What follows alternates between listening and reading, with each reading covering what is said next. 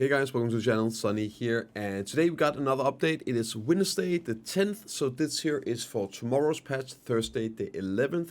We're looking at the KR page as always, but these events and stuff we will be getting, there's no special 5:30 or all that, and also we've been getting those as well, just slightly off schedule, as I told you guys at the start. We're still missing some though, so we'll see. I'm not holding my breath on those though. Okay, let's take a look first at the patch note. And the big question is, of course, how are the changes from the Global Lab to this week? If you want the full breakdown of the patch, you can check out the Global Lab video from this Friday. And we are back. We're doing the PvE updates now. They're rolling out, and they're gonna keep going. So this year is super important. I will read this part because it is so important. A lot of people have been missing it. We've been talking a lot about these changes since the Global Lab patch. You guys need to be aware of this here. So today is the starting point of the PvE balance been made for several classes.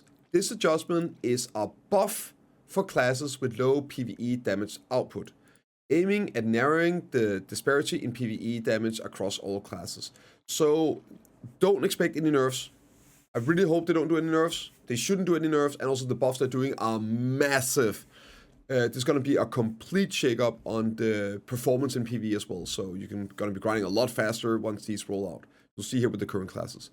Additionally, further balance adjustments are being prepared to address class survivability, stability, grinding fatigue, and difficulty. We will introduce these as soon as they are ready. So this is, again, mainly focused on PvE. Of course, sometimes these things spill over in PvP. And also, there's a bigger one here, and this is so important. Furthermore, we're also reviewing classes that have sufficient damage output, but exhibit issue with structural elements outside of damage, such as combo compositions. But also, this would include things like AoE sizes and things like that. And this is stuff, as they're saying, that will inevitably impact PvP balance, right? If you add more AoE, imagine Awakening Megu, right? Class is pretty good, got crazy damage, insane PvP right now, but for PvE, it could use for a bit more AoE damage, right? But that would just make it crazy in PvP at the moment. So there's this balancing point, and how they're gonna go about it, we don't know yet, right? So the stuff that will affect PvP, that will happen after the arena's last season, which is scheduled to end after June 25. So I know, right, why I'm bringing this up. It's because every single week they ever do balance, people go like, oh my god, I can't believe it's X class, my spec isn't in there. Why are they doing this one instead of that one? I can't believe they would, right? It's not over until it's over. The patch is going to keep rolling out. We're going to get more of these every week. But some classes that most definitely deserve some buffs for PvE might not get them until after the AOS season. So even if they end the current iteration of the PvE patching in a couple of weeks, it doesn't mean that your class isn't going to get some changes. Now, once they're done, then we can start complaining and be like, yo, what happened here? Which will happen, I can promise you. It always does. So, still, it's also very important. Use the official forums. We know they're doing class balance right now. I know it's a bit of a meme, don't read KR, they don't. Post suggestions for your classes about PvE stuff that they need. If you want to, if you make some good suggestions, well, I'll post. Drop by the stream, share them. I'll read them on stream. I'll share them with the community so we can get some traction. Like, PA, let's be real, need feedback on how to make class balance. They just scoff it left and right all the time. It's one of the few things they just never nail. So, now's your time. Make some suggestions, educate it, all that, right? And we'll see if we can get any of those stuff added, right? So, first off, this week, Succession Ranger. This here is a bit of an interesting. The other ones are very cookie cutter. Sock Ranger is a bit interesting. It has been changed so that you can only fire after gathering is complete. So you can't break it early, it seems, the tearing arrow. Changed so the action cannot be cancelled by right clicking, and now you can cancel technology, you must use a different technology.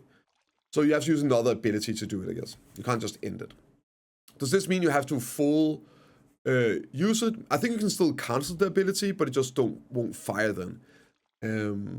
Yeah, I think this would be potentially a PvP nerf, right? A bit more precision. We had some people commenting about that last time as well in the Global Lab. Here, Swirling Wind, change so that when chaining with the breath-tearing arrow skill, it always follows up with the motion of firing in place. So then it's still shooting the fire. Additional change so that does not activate with just a right-click input. It will always activate when left-click plus right-click or shift plus right-click input. And then we got some PvE damage changes here. This here is a 25% damage buff, remember correctly. And this here is like a 100% damage buff. Yeah, I'm pretty sure this is like a 100% damage buff in PvE. PvP, but damage should remain the same. Breath-tearing arrow. It's this one is a bit harder because it's changing like how the hits are done, but I think it's like a 25%, if maybe, damage buff on the last hit here. This one is a 10% damage buff. No, it's actually more. It's, yeah, like these are a bit different. Maybe 20-30% damage buffs on this. This one here is like 250% damage buff. And this here is a 30% damage buff. They are exactly the same as on Global Lab. So if people have done the math already, then you know. And for Awakening, Regeneration got a cooldown reduction. And this is apparently a massive PvE buff. And it won't really affect PvP too much since it's an unprotected Kini, right? So pretty good stuff. Surger, Sock Surger, I already checked. Everything is the same as it is on Global Lab, even Mego. Sock Surger here is getting, I think it's 10 to 16% damage buff on every single ability in the PvE combo, and then a 20% damage buff on the spin. So this is going to be absolutely crazy. But thank God, Sock Umbrella is also getting some buffs. It's getting around 20% damage buff on all the abilities. There is one slight difference from Global Lab, and it's the Dark Cloud Lightning Strike Flow. On Global Lab, it remained the same damage, but here on live servers, it got a very significant buff as well. Everything else is the same. For Sock Mego, it is exactly, I already looked through the numbers, it is 1-to-1 as on Global Lab. So that means Sock Mego is getting a 40% damage buff on every single prime ability, and also some are getting 50%. So 40 to 50% damage buff on every ability in the entire kit. Crazy. I cannot wait to see how this performs. And for me, why this is so interesting is because if this sets a new standard of where they want PvE to be, the buffs we could expect seeing coming in are gonna be pretty wild. So excited. Gonna be crazy power creep on PvE performance, silver income, how fast you can progress leading up to Darnia Part 2, and of course they're just gonna balance the Darnia Part 2 around the new numbers on classes and all. So great time to make some silver. Sock Dosa, another class that have gotten a lot of buffs recently and is actually really good in PvE right now, is getting also, I think it's 10 to 20% damage buff. It's like 20% and 20%. It's like 20% PvE damage buff on more or less everything. This is like 50%, right? That's gonna be massive too. And Deadeye also recently got some very nice buffs. Is actually playable now in PvE. Getting a nice chunk as well here. I know some Deadeye players and they're very excited for these buffs here. Yeah. So those are the PvE changes for this week. The rest is, I'll just do a chill. Yeah, it's like some bug fixes. The crop, a lot of people complaining about crops being too slow, especially if you don't use workers. It's because of the relativity of the percentage, right? So if you get attacked by birds, it would reduce or increase the grow time by 4%. Now it's getting down to 0.25%. And accordingly, crops require 20 hours to grow. The time required to grow has been changed, so it does not exceed 24 hours, even when the new attack is applied at maximum rate. So that is good. And we got some horse stuff this patch, and also events.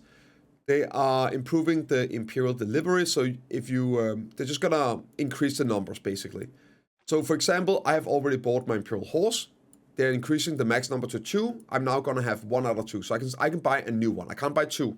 So if you already bought the previous max limits, well then that gets subtracted for the new max limits. So I'll be able to buy 17 of the elixir speed, for example. Okay, really nice, and especially the T8 up here and another T8. These are now being able to be mass processed. Same here, right? And PvE buffs, love to see it. And especially the wording on this stuff here. PA wrote a little note about how they're aware that the mid tier of progressing right now is having some issues. And I've been talking about this a lot on my stream for the last many months at this point. How they need to adjust some grind spots between like the what's called Hex and Tongue Grid, and also a bit between like Tongue Grid and up to Orbital. Like that's like also like DSR or Sega up to Orbital. There's some issues there as well, I think. But they're acknowledging they're doing something. They're buffing City of the Dead and Highlands, which is already a really nice spot. Now they also just need to do something about the goddamn Fallen Guard armors, but hopefully we'll get that, if nothing else, at Heidelberg. No promises, right? We're all hoping here. So City of the Dead is getting some very big buffs. It's getting like almost, it's going to be 3 average to 5 average, so that's going to be a 66% increase, if my math is right, on trash. And also the elites are getting like almost that 100, I don't know, I don't want to do math, like 50% increase maybe. Super cool, but that's not all. The chance of getting the essence, the hungers basically, is increased by 20%. And they're also adding Kabua to City of the Dead. This is huge. Kabua are sold out and they're like a must-have item, especially for progression. Great. This place here, I could definitely see becoming the new It place, and that's also very nice because it drops one of the treasure pieces that normally is kind of annoying to get. So for people working on the telescope, this would be huge as well. For one of the current great mid-tier spots, Highlands, it's getting a buff as well. It's not that big. It is the corrupted power junk the trash when defeating the power overflown killer in the Highlands has been increased from 100 to 110 to now 200 to 240, so over a doubling. And then also increasing the acres requirement or usage a bit. Now, you don't get that many bosses. I don't know how many of these you kill an hour, right? So it's not going to be anything insane. But remember, this increase is also affected by your scrolls and stuff like that. So it's a little bit. It's already a really nice spot. Those two are probably going to be, hopefully, very meta. Some changes to Bamboo. Uruxini with a slow... oh, wait, this is the orb that follows you. In the last phase, they are now moving 70% faster, so you're not going to basically hold on W and then run away from them. Thank God. They are also nerfing Insla, the boss, by around 7%. So that's good, and some issues as well. Yeah, NPC quests, whatever. Base battles changed. This one here is huge. Location sharing ping sent to party members in Arena Solar has been proved to work without shift pressing. A lot of people have issues with it still. You can ping in Arena Solar, but you have to do shift and then the ping key. And if you don't have it, go and just search for it in your settings and add it. It's great, especially you don't need to talk. Way better pinging than this talking. So do that, and now you don't have to do the shift stuff as well. So even better, great. For the longest time, I didn't even know how to ping there, like back in the first couple of seasons. I don't know what that is, some revision stuff. So let's take a look at the events. Since we're getting the horse stuff update, there are, thankfully, a horse event. They are extending the red horse event, which is basically you go talk to an NPC, you get a red mare, you level it up, you impale it for like 800 million silver. I think you get 3 of them. Do it, it's super easy, it's free money. And it's extended now until December 30. Wow, what? Okay. Interesting. So yeah, I guess new players as well, everything. It's just bunch of money. I think it's 800 mil times 3 is like 2.4 bill. And they're also adding an EXP event. Now, I'm not sure how long this is ongoing for. Oh, this is for June 24. So that's going to be 2 weeks, 50% training EXP and 50% mount EXP. Awesome. I am working on my treasure piece myself. I'm getting close, so I'm going to be pushing hard for that. And there's also event 2 quest, weekly request for training support. You go to Villia Stable, the week 1 request, 100 ferns, and then the weekly request 2. You can do both of these, right? these rewards here for leveling up. And then there's event 3, increase rewards for imperialing your horses, so doubling up on the illusion, Flower of the Lulu, and also more delivering orders. And these are the ones that you then use to buy these rewards. Keep that in mind, right? So if you want to get these, now is the right time. Turn in your horses, imperial those, you get these delivery invoices. As here, those are the things you can buy. And the second and last event before we go to the Pearlshop. This is a new one. I don't know how to feel about it. I don't hate it, especially considering that they have been toning down the amount of RNG gamma boxes in the Pearlshop. So if this is a pivot away from just a hard gamma box pay to win and monetization of the game, then I think that's healthy. And also, I like free stuff on top. So what is it? Hunting Special Pass. It is just like we had the AOS Pass. You play, you get some points, you get some freebies, and then you can buy a season pass for even more stuff. That is now added for grinding. So this is the rewards here. Every single mob you kill gives you 1 point. So it scales up to 16,000 mob kills. And it's going to be ongoing for... Is there any date here? Shouldn't there be a date? Oh, there we go. Sale period is July 8 and then it's July 15. So you have until July 15. So that's over a month. Over a month to kill these mobs. You just do it passively and you get all the freebies if nothing else. And then you can buy a special pass. Here are the rewards basically.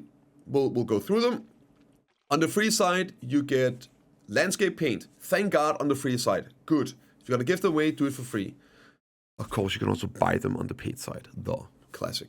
Potion drop, 20% drop rate buff, loot scrolls, tiers, combat selection box, enhancing, 50% drop rate, 30% drop rate.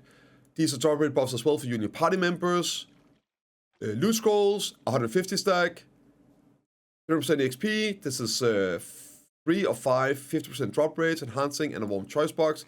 And now the paid version, it has, well, would you know, hunting selection box. This will be able to choose the paint, by the way. And then you get the choice box. We're going to cover those as well. Enhancing, more support boxes 250 stack. Crystal Restore, and 3 of these boxes. Here, this is the one that gives you the paint or the Acres coin. The journey boxes have 7-day stuff here. These are very nice as well. In value, 150 crons. Basically, if you need the pull stuff, get the pull stuff. The new boxes here have either 350 cron stones, a paint, or 5 hungers. And then you have the ultimate enhancing box with the 700 crons, 300 thingies. Or, yeah, that's it. I guess they are testing the waters. Let me know what you guys think about this. I really like that, at least like playing the game, not just standing in town swiping hard. If this means they can make more money and be less predatory, less inconvenient stuff in the game. Question is, are they just not going to do both, right? Why only have your cake when you can eat it too, kind of deal. But let me know what you guys think. If nothing else, a bunch of freebies for the rest of us. And into the Pearlshop update of this week. Nothing fancy here. Again, if you're curious about the value of these, you can wait for Kashira's video, link in the description as always. But I do want to say, like, I have a good idea about the value of these. These are pretty much always terrible. They need to be like 80% almost in discounted for them to rival RNG boxes. So this is probably weak value. 20% coupon, another one of these with some radiant boxes with the fill stacks. Most likely very weak value as well. You got some good stuff down here, don't worry, but none of the pay to win stuff today. Another gamma box thingy, selection, and more gamma box stuff, more gamma box. Again, they're only like 50% off. They're gonna be very weak value. Good chance that the I can almost guarantee the blacksmith boxes are gonna be way better value than these are. And they're not even that good right now. So there's the grind special pass. It is listed here at 500. Now, quick note, that's not the same as it is for us. I think this might be 1,900, like a 2K-ish. Maybe 3K in terms of ratio. Maybe 3K pearls. It doesn't look that good to me, but yeah. And then you got some intensive combat package. They're gonna be relatively cheap for these one boxes. It's not good, right? These are not good. I mean, again, relative cheap. I think this is going. If I remember correctly, 1,600 is 10K, so 160 is gonna be 1K. So these might be around like 1,000 pearls. Seems bad value, but we got some new costumes for Seraph and Wukong. These ones here, and we got some summer dress for Wukong as well, looking spliffy. And the stuff that actually is good value here, we got some triple mates. Of course, double mate is the best, but mates are great value to get. We got the Crocodile Featherback, where you can, this got to add 1% on all these skills. You can only use them once, and if you use the reset, they disappear, I believe. So use with caution. And this one here, terrible as well. But the new product sale, fences, 10% off. It is the best sale there is on the fences. They've never done more than 10%. So if you are looking to buy the fences for your farms basically, and save some contribution points for the new nodes, well, now is a good time, I guess, as good as it gets. But that's it for this week. Let me know what you think. I'll see you all in the next one.